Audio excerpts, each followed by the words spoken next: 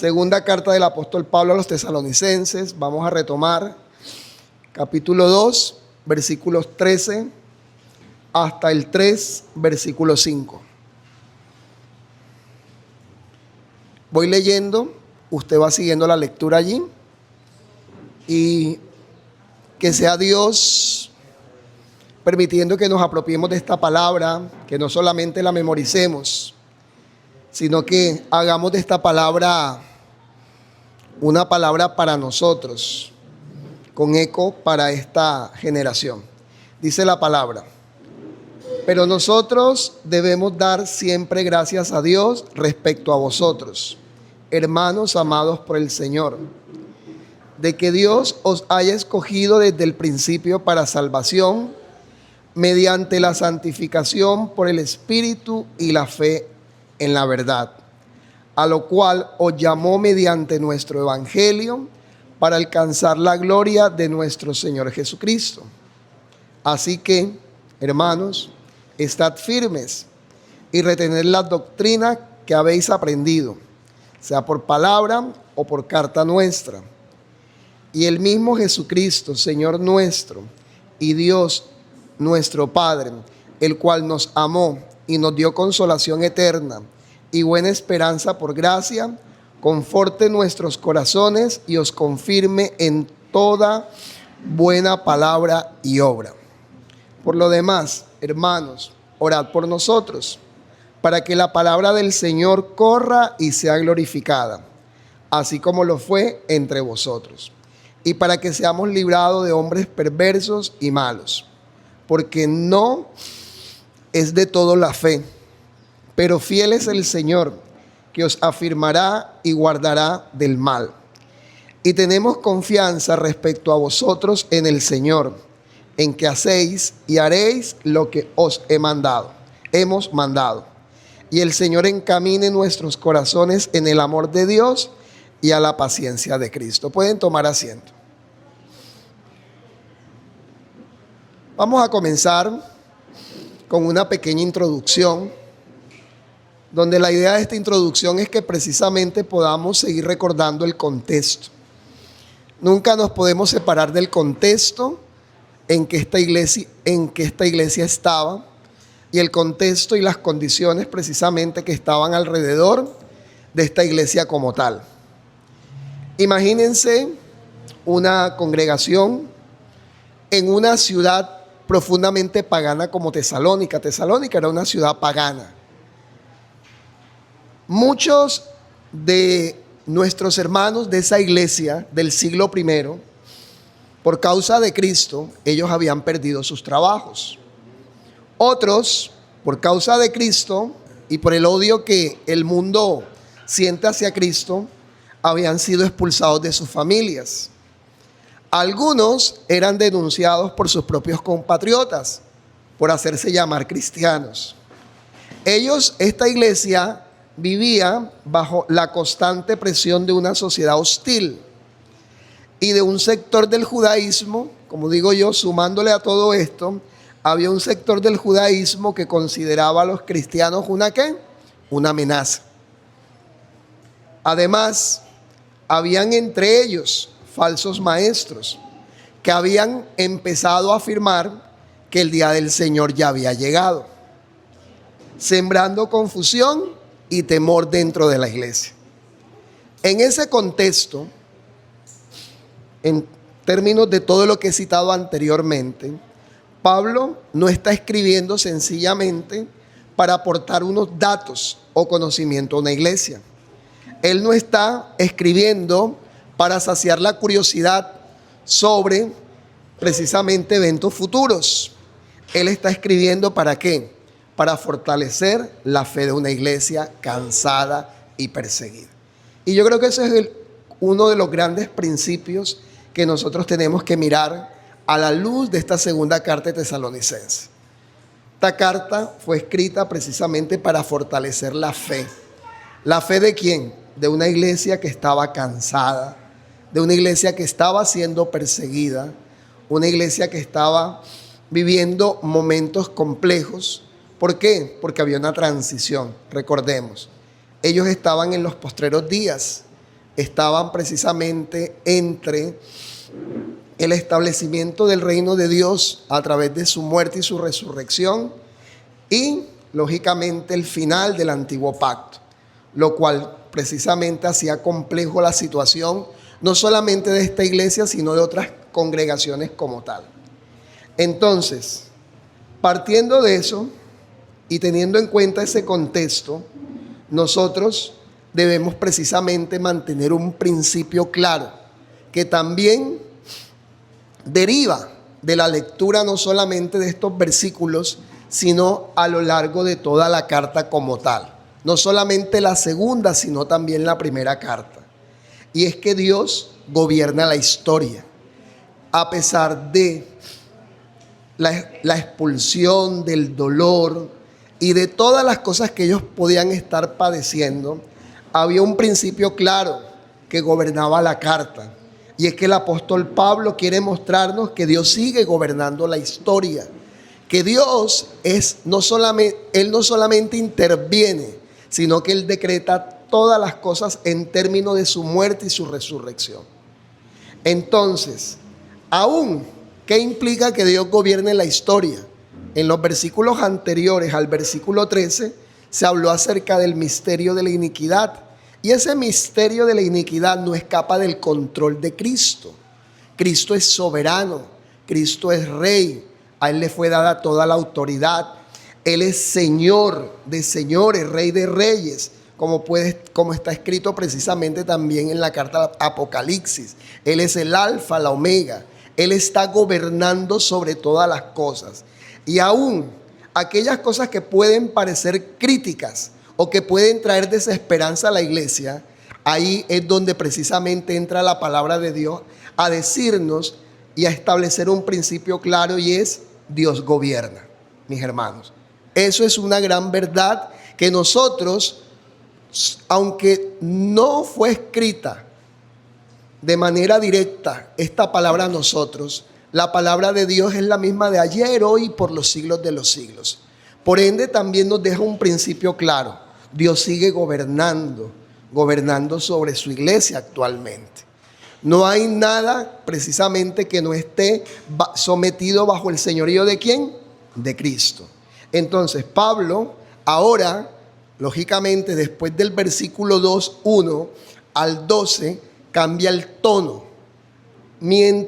Y si nosotros miramos los versículos anteriores, específicamente del versículo 9 al 12, mientras ciertos hombres van a ser engañados, vosotros, dice el apóstol Pablo, por eso comienza diciendo pero, mostrándonos un contraste, señalándonos, no es que va a cambiar el tema, sino que precisamente va a haber un comparativo entre lo que viene citando anteriormente con lo que va a citar ahora. Entonces vosotros, dice Pablo, habéis sido ¿qué? Y eso lo debemos recordar: habéis sido amados, habéis sido escogidos, habéis sido llamados y habéis sido sostenidos ¿por quién? Por Dios. Vosotros, ¿quién es ese vosotros? Es la iglesia tesalónica, esa iglesia que estaba sufriendo. El apóstol Pablo lleva un mensaje guiado por el Espíritu Santo de parte de Dios. El mismo Dios le está diciendo a la iglesia que Él los escogió, que Él los amó. Primeramente, el orden es importante, porque la base de la elección es el amor. ¿Por qué nosotros somos creyentes? Porque hemos sido amados por Dios. Y ese amor precisamente deriva en que hemos sido escogidos por Él, hemos sido llamados por Él y hemos sido sostenidos y seguiremos sostenidos por Él. Entonces, la atención deja de centrarse en el hombre de pecado. ¿Y a quién vuelve? Vuelve a Cristo, vuelve a su iglesia, vuelve al gobierno de Él. Y lógicamente, ahí es donde vamos a encontrar el corazón pastoral del pasaje. Ese es el corazón pastoral del pasaje. Cristo está reinando sobre su iglesia. Cristo está cuidando su iglesia. Cristo no quiere que su iglesia olvide su identidad en Cristo. Cristo quiere que nosotros recordemos que somos amados por Él. Se lo dijo a la iglesia tesalonicense en el momento más tenso, en el momento de una transición, en el momento de una persecución, basta. Se lo dijo a la iglesia tesalonicense para que la iglesia de Tesalonicense se mantuviera ¿qué? Firmes en la fe. Firmes en la fe. En esa fe que es un don de Dios. En esa fe que es un regalo de Dios. Entonces, la atención de nuestro Señor está centrada sobre su iglesia. Sobre su iglesia. Y no debemos olvidar quiénes somos. Somos amados por el Señor. El mundo nos puede despreciar. Tal cual como despreciaban a los ¿quién? A los tesalonicenses. El mundo puede precisamente estar en contra de nosotros por nosotros precisamente seguir a Cristo y nosotros lógicamente ser consecuentes con una fe. Pero nosotros tenemos lógicamente a Cristo como el centro de nuestra vida. Entonces, de allí que el título precisamente de esta porción sea firmes hasta el fin. Como precisamente la iglesia tesalonicense se mantuvo firme ¿hasta cuándo? Hasta el fin. Dios los socorrió. Entonces, firmes hasta el fin, viviendo en la gracia de Dios y en la doctrina apostólica. Entonces, repito el título, firmes hasta el fin, viviendo en la gracia de Dios y en la doctrina ¿qué? Apostólica. La idea que debe mantenerse durante el sermón es la siguiente. La seguridad de la iglesia de Tesalónica no dependió nunca de comprender todos los acontecimientos de la historia, sino de descansar en la obra soberana de Dios que los amó, los escogió, los llamó y los sostuvo hasta participar de la gloria de Cristo. Ese fue el mensaje. Esa fue la idea central, lógicamente, de esta palabra que Dios le da a la iglesia para que la iglesia entienda quiénes son ellos en Cristo. Para que la iglesia entendiese precisamente que la seguridad de ellos en ningún momento dependía de los acontecimientos de la historia como tal. No son las circunstancias lo que determina el ser de la iglesia. Quien determina quién es la iglesia y cuál es el propósito de la iglesia, quien determina eso es Cristo.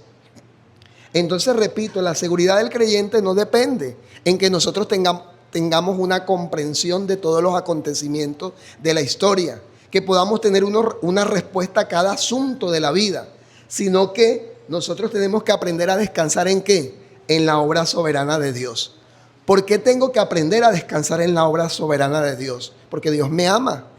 Dios es amor. Dios es amor.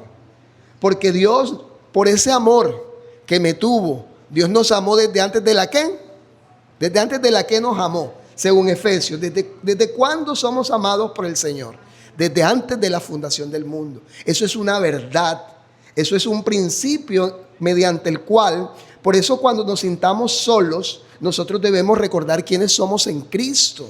Cuando lleguen ideas contrarias a lo que la palabra de Dios dice, nosotros debemos recordar y fundamentar nuestra vida en términos precisamente de lo que Dios ha declarado en relación a su palabra sobre su iglesia. ¿Nosotros quiénes somos? Somos amados por el Señor. ¿Desde cuándo somos amados por el Señor? Desde antes de la fundación del mundo. Ese amor de Dios, ¿a qué precisamente, a qué condujo? A que hoy nosotros podamos ser escogidos, podamos ser elegidos y podamos ser llamados y podamos tener un propósito claro precisamente en la vida. Entonces, aquí realmente, entonces, ¿qué empezamos a ver con ese pero del versículo 13? Hay un contraste, que mientras que unos son engañados, son precisamente, sus vidas están basadas en la mentira. Pablo afirma que los creyentes de Tesalónica son el pueblo de Dios para salvación. Por ello deben permanecer firmes en la ¿qué? La firmeza de nosotros ¿en qué va a derivar, mis hermanos? En la enseñanza apostólica, en las doctrinas. Por eso es necesario que conozcamos lo que dice la Biblia. ¿Ok? Hoy lo leímos en Josué, ¿verdad? Era repetitivo. Mira que te mando, que te esfuerces y seas ¿qué?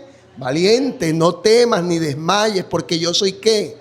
Jehová tu Dios, que nunca se aparte de tu boca ¿qué? Este libro de la ¿qué? De la ley. Eso es claro, eso es profundo. Y recordemos que cuando se estaban dando estas palabras, solamente estaba, por así decirlo, escrito, por así decirlo, la ley de Dios. Y ese precisamente se vuelve el ancla nuestra, la palabra de Dios en la cual debemos meditar ¿de qué? De día y de noche.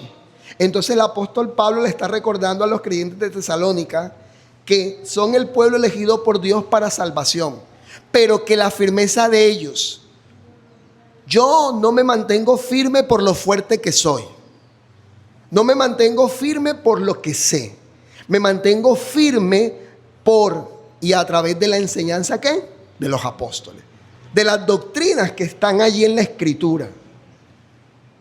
¿Ok?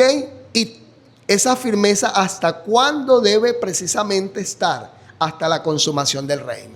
Estamos llamados entonces a meditar en la palabra de Dios. Estamos llamados a meditar en las doctrinas. Estamos llamados a meditar y conocer a profundidad lo que la palabra de Dios dice. Porque no solo de pan vive el hombre, sino que vive ¿de qué? De toda palabra que sale de la boca del Señor. Entonces, para ello deben permanecer firmes en la enseñanza apostólica mientras esperan la consumación del reino, confiando en la consolación y esperanza que Dios ya les ha otorgado en Cristo.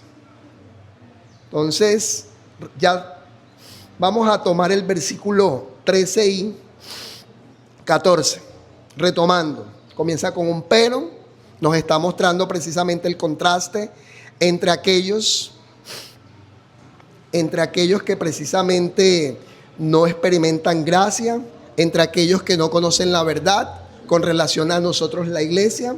Y por eso dice, pero nosotros ¿quiénes son? La iglesia de Tesalónica.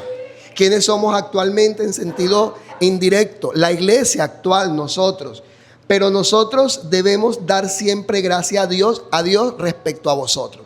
El apóstol lógicamente daba gracias a Dios por la iglesia, daba gracias a Dios por la forma en que él sostenía la iglesia. Pablo no era quien sostenía la iglesia, los apóstoles no sostenían la iglesia. Ellos entendían claramente que era Dios quien sostenía la iglesia a través de las palabras recibidas a ellos.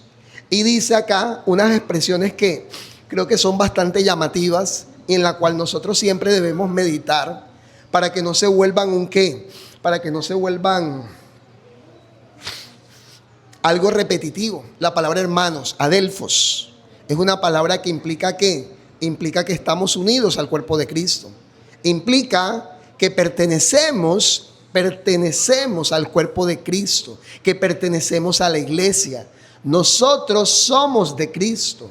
Y es lo que el apóstol Pablo le está recordando a la iglesia en medio de toda esa tensión escatológica. Él les dice hermanos. Y no solamente le dice hermanos, sino que le dice hermanos amados ¿por quién? Por el Señor. Amados por el Señor. Entonces, Dios es quien toma la iniciativa de nuestra salvación. Eso se conoce como monergismo. ¿Oyeron? Cuando escuchen la palabra monergismo, quiere decir que la salvación es del Señor. Nosotros estábamos muertos en nuestros delitos y pecados. Dios es quien nos salva, Dios es quien nos liberta, Dios es el que nos trae precisamente y nos da nueva vida como tal. Entonces, Dios es quien toma la iniciativa de nuestra salvación. Antes de hablar de elección, ¿cuál es la base de la elección? El amor de Dios. Pablo habla del amor. El amor es el origen. Y si nosotros miramos, el amor hace parte del carácter ¿de quién?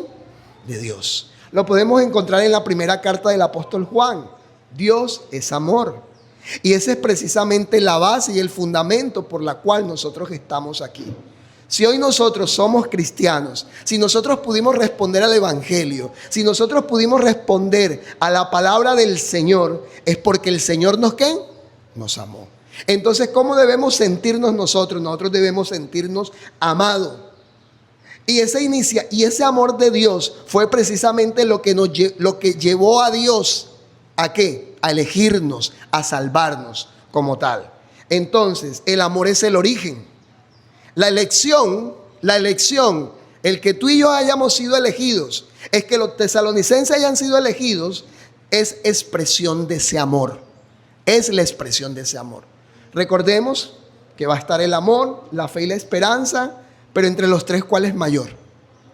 El amor. ¿Y por qué el amor es el mayor? Porque el amor es el que sustenta todo. Como Dios nos ama, ese amor precisamente le lleva a Él de manera soberana, sin condición. Dios no vio algo en nosotros, Dios no estuvo condicionado.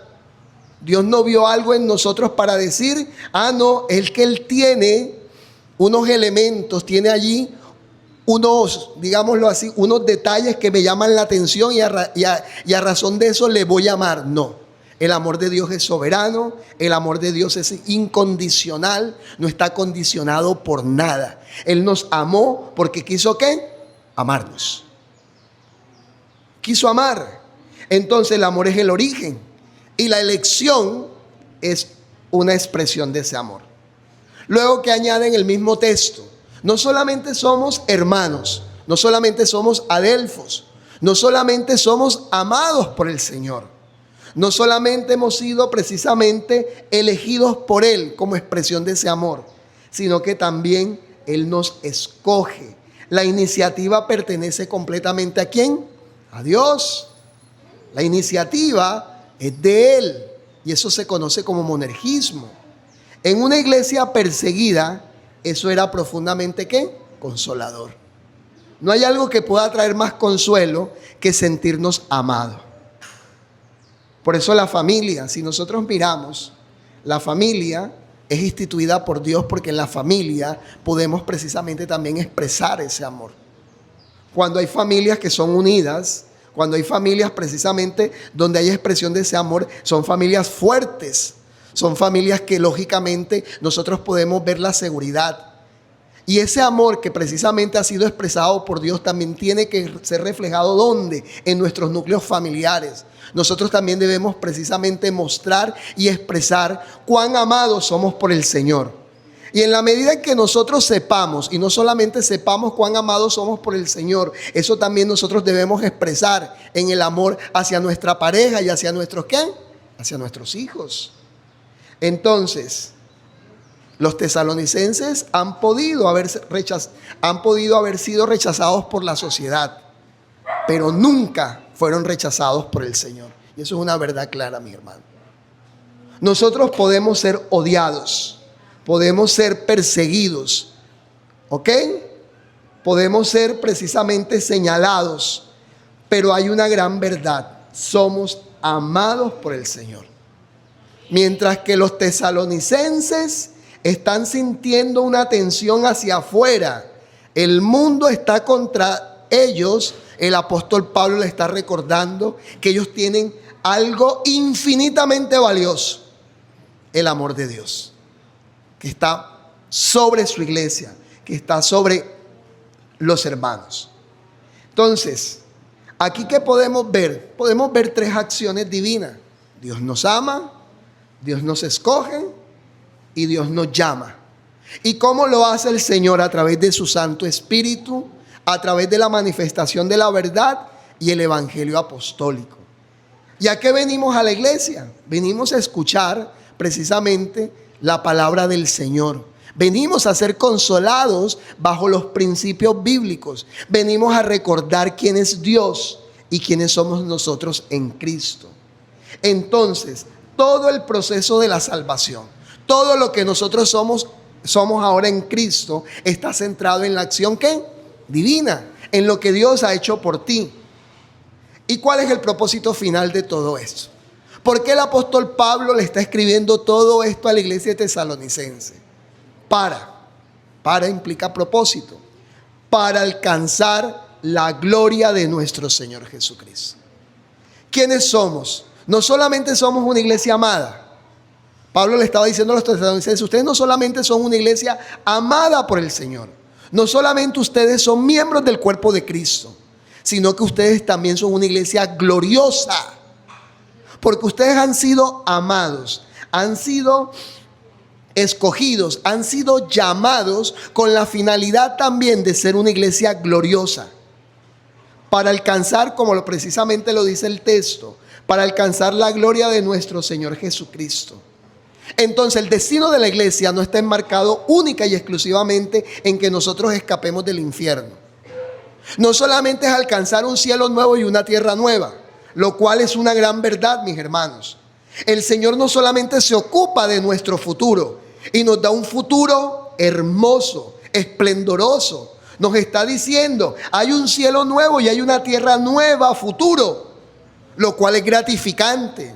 Pero también el Señor se ocupa del presente de la iglesia, tal cual como se ocupó del presente de la iglesia tesalonicense. Él se ocupó de las necesidades, de lo que ellos estaban sintiendo. ¿Y qué hizo? Consoló corazones, sanó heridas.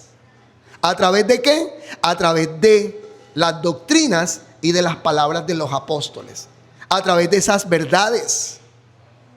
Entonces, el destino del creyente no solamente es escapar del juicio. El destino de nosotros es participar de la gloria del Rey. Mis hermanos, escuche eso. El destino de los... Pablo le estaba diciendo a los tesalonicenses, ustedes fueron amados, fueron escogidos, fueron llamados para que hoy participen de la gloria del Rey. Hoy, no solamente una gloria futura, la cual la vamos a alcanzar, sino que podamos participar de una gloria ¿qué? Presente. Y esa verdad también es para nosotros. Nosotros como iglesia del Señor estamos precisamente llamados para que nosotros podamos participar de la gloria del Rey. Para poder participar de un reino, el cual nosotros tenemos también responsabilidad. Aunque la obra es del Señor, nosotros también estamos llamados a extender el reino del Señor. Estamos llamados. Entonces estamos llamados a participar de la gloria del Rey.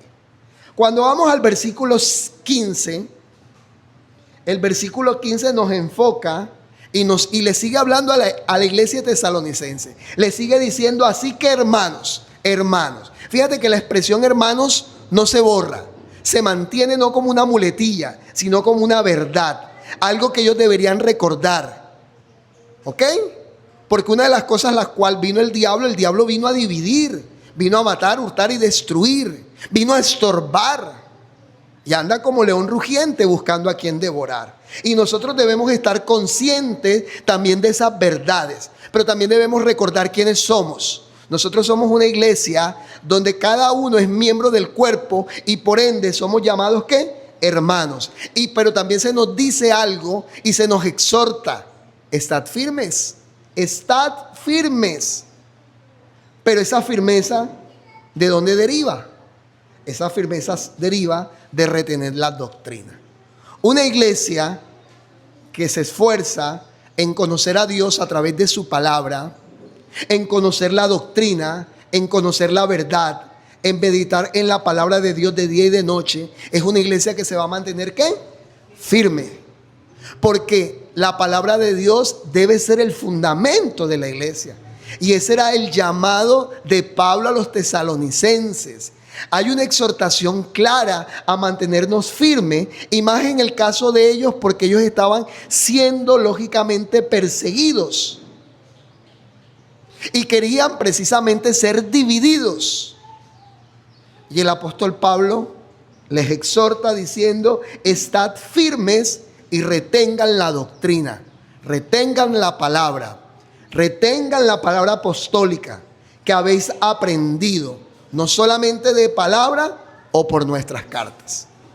Recordemos que cuando se está escribiendo esta carta, el canon no había sido completado como tal. Y por eso, lógicamente, aquí se usa, sea por palabra, sea que precisamente haya sido hablada pero todavía no escrita, o sea por las cartas que estaban circulando hasta ese momento como tal. Entonces hay una verdad clara, mis hermanos, en la cual nosotros debemos precisamente, si nosotros queremos mantenernos firmes en la verdad, si nosotros queremos mantenernos firmes en nuestro caminar con el Señor, tenemos que retener la doctrina. Tenemos que retener la doctrina. Son pocas las iglesias las que estudian, o son pocas iglesias las que son confesionales. Y resulta que las iglesias que somos confesionales, precisamente las confesiones, ¿a qué nos lleva? A un estudio profundo de las doctrinas que están en la palabra del Señor. Que nuestros hijos se levanten conociendo el catecismo menor, el catecismo infantil, y mantener lógicamente estas verdades en la mente y en el corazón de ellos es significativo para que ellos precisamente también puedan a través precisamente de estas doctrinas reflexionar quién es Dios y ser conducidos ellos al camino del evangelio como tal. Entonces, ellos deberían permanecer firmes en medio del ¿qué? Del engaño. Recordemos que estaban circulando cartas donde se estaban diciendo mentiras. De hecho, en medio del contexto mismo de la carta, ya se había dicho que el Señor ya había llegado. Entonces, aquí el apóstol Pablo exhorta a permanecer firme en medio del engaño. Así que, como comienza el versículo 15, es una conclusión lógica, porque si Dios nos escogió, si Dios nos amó, nos escogió y nos llamó, entonces si nosotros realmente pertenecemos al Señor y participamos de la gloria de Cristo, entonces la firmeza debe ser una consecuencia lógica de esa iglesia que es gloriosa. Entonces la firmeza no consiste en especular. La firmeza no consiste en simplemente tener datos en nuestra mente. La firmeza implica o consiste en conservar la enseñanza ¿qué? Apostólica. Esforcémonos porque esa enseñanza apostólica, porque estas verdades eternas, porque son verdades eternas, se mantengan vivas en nuestra mente y en nuestra ¿qué? Corazón. Pidamos a Dios para que nosotros podamos tener discernimiento. Si nosotros miramos, digámoslo así, hay una latente. Cuando nosotros leemos la carta a los filipenses, cuando leemos la carta a los colosenses, cuando leemos la carta a los tesalonicenses o las cartas del apóstol Pablo, el apóstol Pablo pedía por algo en favor de la iglesia, y es que la iglesia tuviese discernimiento. Porque no simplemente es tener datos, no es simplemente acercarnos a la palabra, sino también pedir a Dios ese discernimiento para nosotros poder tener claridad en términos de lo que Dios quiere decir y quiere hablarnos. Entonces, retener la doctrina es aferrarse firmemente a la verdad de Dios. Eso significa retener la doctrina, aferrarse, asirnos de la palabra del Señor. Entonces, en la época en que los tesalonicenses estaban, que era una época o un periodo de tiempo lleno de falsas enseñanzas, la iglesia debía tener un estándar, debería tener una norma, debería tener algo con que medir todo. ¿Y cuál era esa norma? La enseñanza y el evangelio recibido ¿por quién? Por los apóstoles. La primera pregunta del catecismo menor, creo que ya la hemos memorizado de tanto repetirla. Fin principal del hombre, glorificar a Dios y gozar de Él para siempre. Pero la segunda pregunta apunta ¿a qué? ¿A qué apunta la segunda pregunta del catecismo menor? A que nosotros tenemos un estándar, tenemos la palabra contenida tanto en el Antiguo como en el Nuevo Testamento. Y solamente a través de la palabra nosotros podemos precisamente glorificar a Dios y gozar de Él para siempre. Entonces es las sagradas escrituras, es la palabra de Dios, es la enseñanza apostólica lo que nos lleva a aferrarnos firmemente como tal. Y es lo que precisamente debe convertirse en nuestro estándar, en el parámetro que Dios nos da para nosotros poder lógicamente sopesar cualquier cosa que escuchamos. Mis hermanos, necesitamos de la palabra para nosotros poder precisamente ¿qué? Evaluar cualquier cosa de la realidad como tal y mirar realmente cuáles son las cosas que corresponden a la realidad de Dios y cuáles son ¿qué? Mentiras. Por eso es que la Escritura también nos insta a que debemos renovar nuestra ¿qué? Nuestra mente. Debemos renovar nuestra mente. Y debemos precisamente siempre hondar y buscar la buena voluntad de Dios, que es agradable y perfecta. Entonces, Pablo remite a su enseñanza oral y escrita. Pablo remite a la iglesia a que se enfoquen en la enseñanza apostólica. ¿Ok? Versículo 16. Y el mismo Jesucristo, Señor, ahí utiliza los dos nombres, y Dios nuestro Padre, el cual nos amó y nos dio consolación eterna y buena esperanza por gracia, conforte vuestros corazones y os confirme en toda buena palabra y obra. Un principio claro sobre precisamente, alineado a lo que hemos venido precisamente comentando, y es que Cristo fortalece hoy a su pueblo. ¿Y cómo lo hace? A través de su palabra. ¿Cómo lo hace?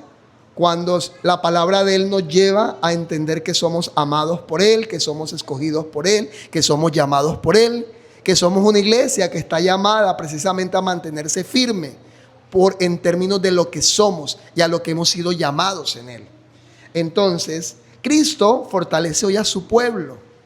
Miren que el apóstol Pablo dice, y el mismo Jesús, ¿Jesús qué es? ¿Qué significa Jesús? Salvador del pueblo. Le está recordando a los tesalonicenses, esa primera parte de ese nombre compuesto Jesucristo, le está recordando que ellos tienen un Salvador, que alguien los salvó a ellos, que alguien murió por ellos y que no es en vano la muerte de Él en relación a lo que precisamente Cristo quiere para ellos, y es que ellos sean una iglesia gloriosa. Parte de ese nombre compuesto es también Cristo. ¿Y Cristo qué significa? Ungido, Mesías. O sea que Cristo es, ¿qué significa eso?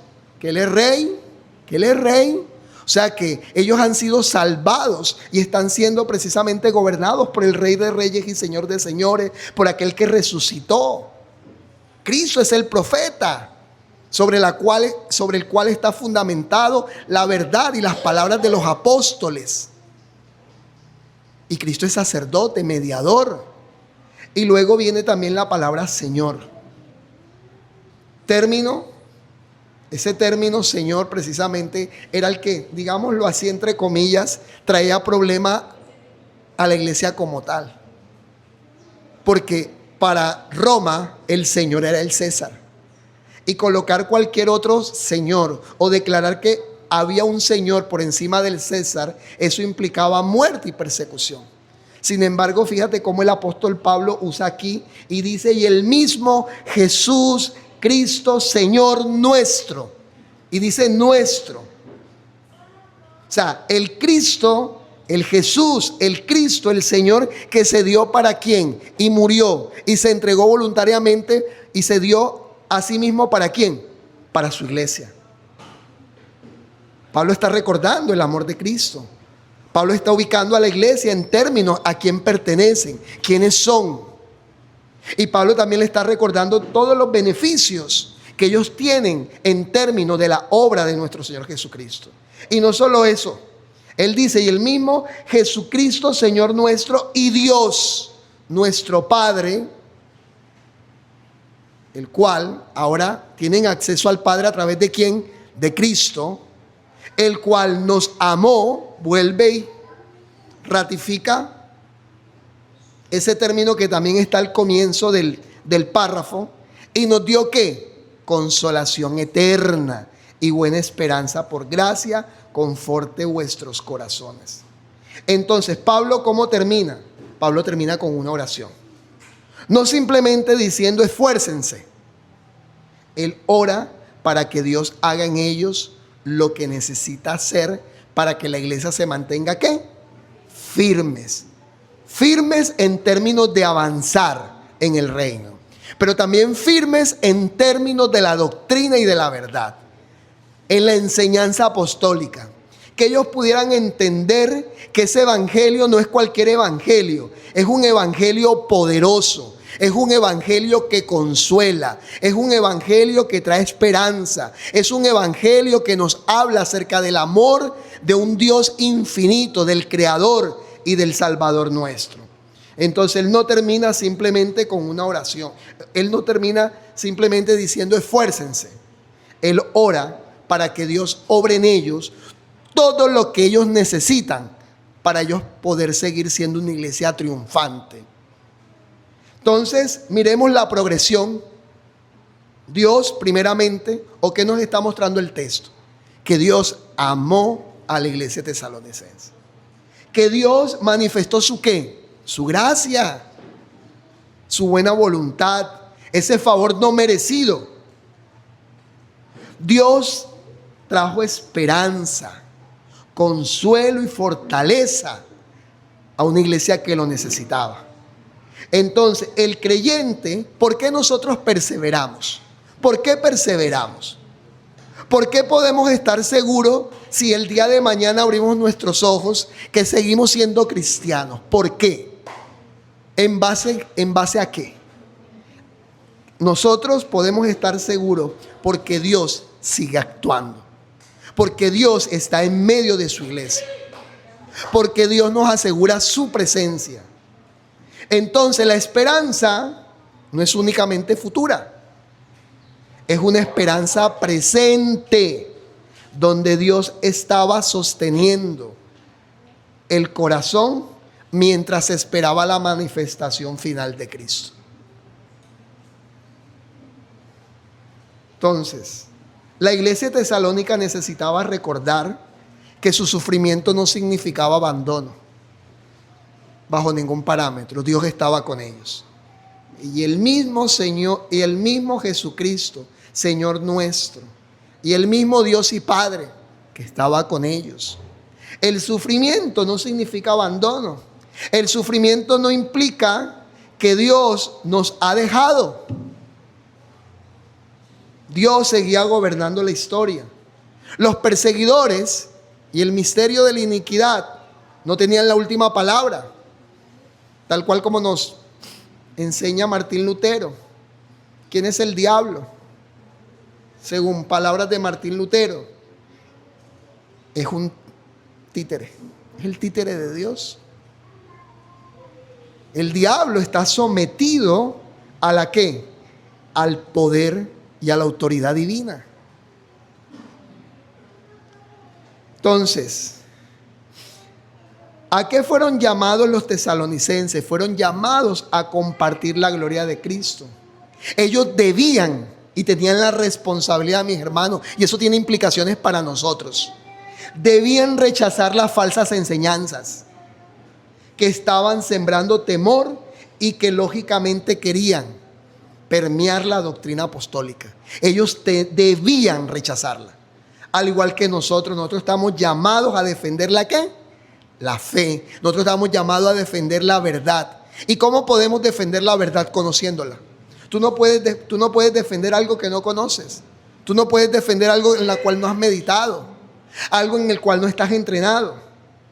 Entonces, este pasaje, en estos versículos del 13 en adelante, responde directamente a las necesidades ¿qué? Es Pablo como pastor respondiendo a unas necesidades claras de una iglesia que necesitaba ser consolada, que necesitaba recordar quién era, que necesitaba recordar cuán cercano Dios es o cómo Dios estaba en medio de ellos obrando. Entonces nosotros, como iglesia actual, el engaño, la mentira, van a ser elementos que van a estar allí y que son elementos que están directamente relacionados con el mundo. Nosotros estamos llamados a mostrar la verdad. Jesús lo dijo: yo soy el camino, la verdad y la vida. Y si nosotros somos luminares en una generación mala y perversa, como dice Filipenses, entonces nosotros estamos llamados a mostrar a Cristo. ¿Y mostrar a Cristo qué implica? Implica dar a conocer el camino, dar a conocer la ¿qué? La verdad y hablar de forma abierta y manifiesta sobre la vida. Lo cual implica que si Jesús es el camino, la verdad y la vida, implica que en el mundo, allá afuera, no hay camino, hay mentira y hay muerte. Hay muerte. Es una gran verdad. Entonces, nosotros debemos ser conscientes como iglesia que el mundo vive marcado por el engaño. En diferentes maneras, naturalismo, humanismo, como lo queramos llamar. ¿Qué vamos a encontrar en el mundo? Vamos a encontrar presión cultural, vamos a encontrar falsas doctrinas, vamos a encontrar el relativismo de la verdad, donde quieren mostrar simplemente la Biblia y la verdad de Dios como un aspecto que se reduce a lo personal y a lo ¿qué? Y a lo privado. Y nosotros no estamos llamados a eso. Cuando el apóstol Pablo manifiesta la palabra a los tesalonicenses, la manifiesta para que ellos, en medio de toda la dificultad y todo el sufrimiento, siguiesen predicando la palabra. Entonces, el texto nos recuerda varios principios. Y entre esos, el principio de identidad. Nuestra identidad descansa en la obra del Señor. Nuestra identidad descansa en la iniciativa de Dios, de amarnos, de escogernos, de llamarnos y de salvarnos. Nuestra identidad no descansa en las circunstancias. La perseverancia está ligada a la ¿qué? A la fidelidad, a la verdad y a la enseñanza apostólica. La esperanza cristiana tiene una dimensión, aunque tiene una dimensión futura, también tiene una dimensión ¿qué? Presente. Podemos ser consolados aquí y ahora. Podemos tener la esperanza de que la iglesia del Señor está ¿qué? ¿Está qué? Está avanzando. Que el evangelio se está esparciendo. Que los enemigos de Cristo se están ¿qué? Doblegando. Yo lo decía en el estudio que tuvimos el viernes. Nosotros tenemos un problema, y un problema serio. Y nuestro problema es falta de fe. Creerle a Dios. Cuando los 12 espías fueron enviados a la tierra, a mí me gusta ese texto porque ese texto comienza, lo primero que dice el texto es que Dios ya le había dado la tierra. O sea, Dios inicia el relato diciendo y recordando a Israel que la tierra era ¿de quién? De ellos. Y que fueran a explorar la tierra. Sabemos de una u otra manera, el que conoce esa historia bíblica en Números 3, sabe que el informe cuando ellos llegan y cuando ellos regresan, el informe que da 10, porque son 12, uno de cada tribu. El informe que da los 10 es un informe pesimista. Es un informe donde hay gigantes, donde la cosa, digámoslo así en términos costeños, la cosa está ¿qué? Está compleja, está dura. No creo que podamos con ellos y no creo que esa tierra sea nuestra. Y dieron el informe. ¿Y qué hizo el pueblo? Creyó al informe de ellos. ¿Cuál fue la respuesta divina ante el rechazo de su palabra? Porque ya Dios le había dado la tierra a ellos. ¿Los puso a qué?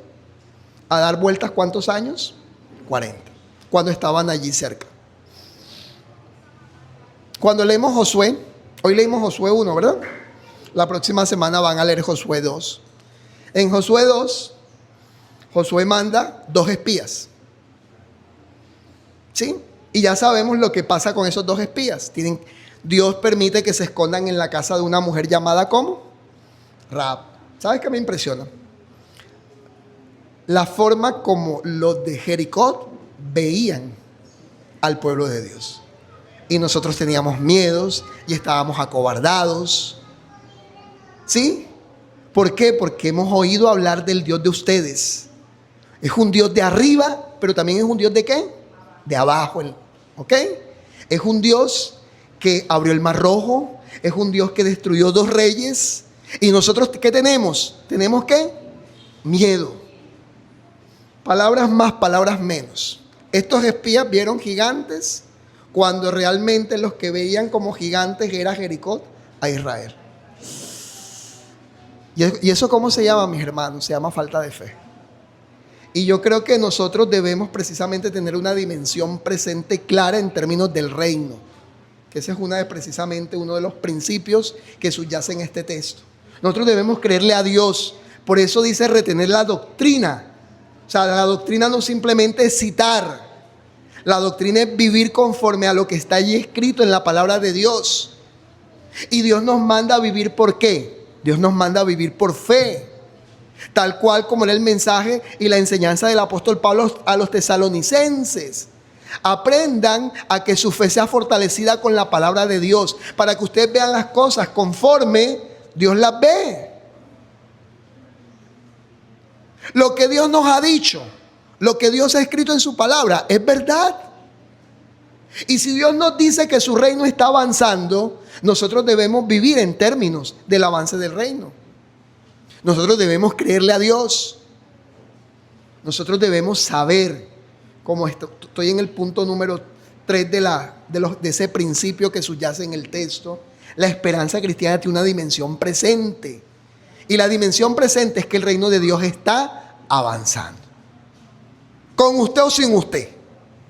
Es lamentable que digamos sin nosotros. Es lamentable. Pero el reino de Dios no es minimizado por la negligencia de algunos miembros de su cuerpo. Vamos a creerle a Dios. Jericó estaba acobardado. El mundo realmente no puede. David lo dijo: si tú vienes contra mí con espada y jabalina, mas yo vengo contra ti, ¿en qué? ¿En el nombre de quién? Del Señor. Y Pablo lo mencionó: en el nombre de Jesucristo, Señor. No cualquiera, sino Señor, Rey, el que está gobernando hoy, ahora, y el que nos da una esperanza ahora, no una esperanza futura, aunque esa esperanza futura también reconforta el corazón. Entonces, Cristo reina ahora. Cristo reina ahora. Cristo fortalece su iglesia ahora. Y Cristo nos está conduciendo a su iglesia hacia la consumación final. Entonces, nosotros estamos llamados a continuar esa misión. Entonces, mientras que esperamos la consumación del reino, mientras que aguardamos ese cielo nuevo y esa tierra nueva, nosotros ¿qué debemos estar haciendo? Debemos estar proclamando el evangelio con certeza de que el rey ya ha recibido toda autoridad y está extendiendo su reino entre las naciones. Jesús lo dijo: ¿y hacer discípulo a dónde? ¿A todas las qué?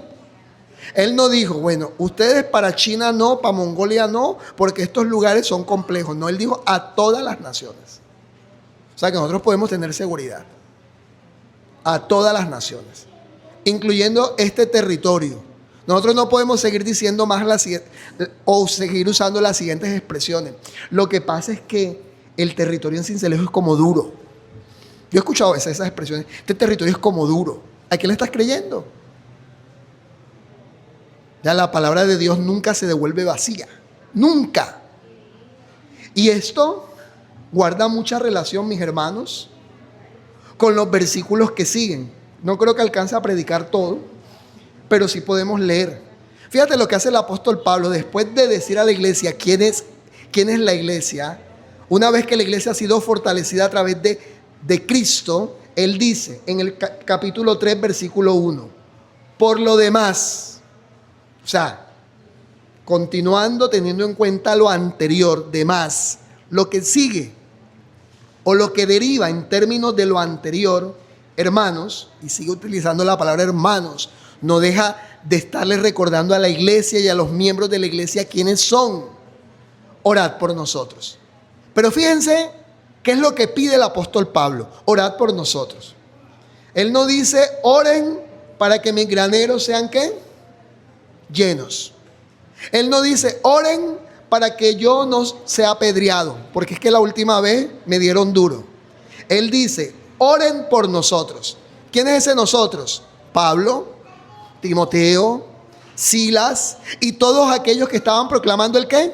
El evangelio. Orad por nosotros. Propósito: la oración está fundamentada ¿en qué? Para que la palabra del Señor corra y sea glorificada. O sea que el apóstol Pablo tenía un enfoque escatológico claro.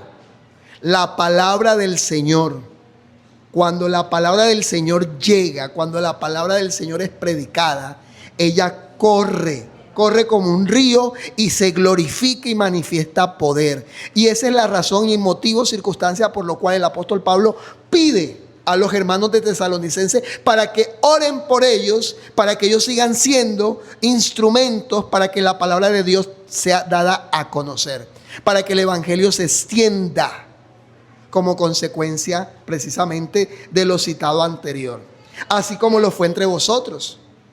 Y cito un ejemplo. Miren cómo la palabra corre. Miren cómo la palabra ha sido glorificada. Porque los tengo de testimonio a ustedes. Porque aquí lo dice. Así como lo fue entre vosotros. Alguien oró. La palabra llegó entre ustedes. La palabra corrió entre ustedes. La palabra se glorificó, transformó vidas. Y miren aquí, hay una iglesia. Hay una iglesia. Entonces yo ahora pido para que ustedes sigan orando. O sea que aquí hay un mandato. La iglesia está llamada ¿a qué? A orar.